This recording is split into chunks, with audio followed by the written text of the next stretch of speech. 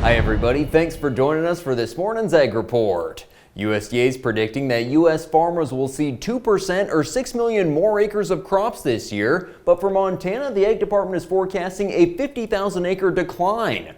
Total wheat acres in Montana are expected to be down 2% at 5.3 million. Winter wheat estimated at 2 million acres, that's down 2% from last year. Spring wheat acres estimated 4% lower at 2.6 million. Durum acres in Montana are forecast higher at 730,000, but the biggest increase was for barley, with USDA saying farmers would seed 6% more acres at almost 1.1 million.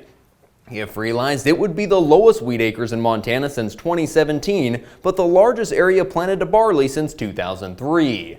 Well, the American Prairie Reserve has announced its latest land acquisition in Phillips County, purchasing property on the eastern edge of the Fort Belknap Reservation. The property is comprised of 3,000 deeded acres and about 1,900 leased acres south of Dodson. The acquisition brings American Prairie's total deeded and leased property in north central Montana to more than 460,000 acres.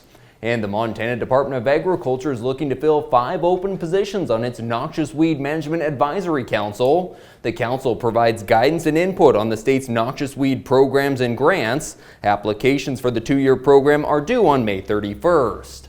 Thanks for joining us this morning. See you back here in an hour for the markets. We asked Montana farmer Walt Sales about the challenges of mental health in agriculture. Another drought. There always is. There's always going to be another something. I grew up in a generation of you pulled yourself up by your bootstraps. But it's become evident is what do you do if you can't even find those bootstraps? If you need to talk to somebody, go to beyondtheweather.com for free counseling for Montana ag producers.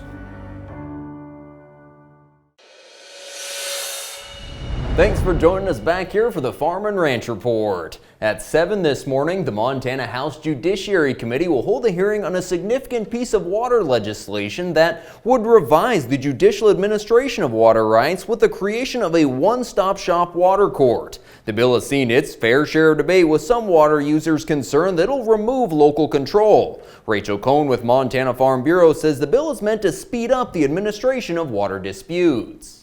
District courts are really backed up. Our farmers and ranchers who have really serious disputes when it comes to water aren't being able to do it in a timely manner. We've heard from farmers and ranchers all across the state it taking 2 years before they're able to be heard in a court.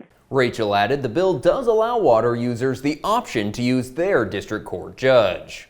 Well, higher box beef and the expectation for higher cash cattle allowed the live cattle futures to move upwards Wednesday. Strong prices across all classes at Lewistown livestock. Young bred cows topping the market at $23.50. 5-weight steers peaked at $2.60, and 6-weight feeder heifers brought up to $2.20. In Bowman, 90 to 100 pound feeder lamb sold $141 to $151. Bred used from $200 to $2.25 a head. And unfortunately, the wheat market fell lower despite the second worst winter wheat crop condition ratings in 4 decades, and 4 major grain exporters announcing that they'll cease activities in Russia beginning July 1st. That's it for today's Ag Report. Have a good one.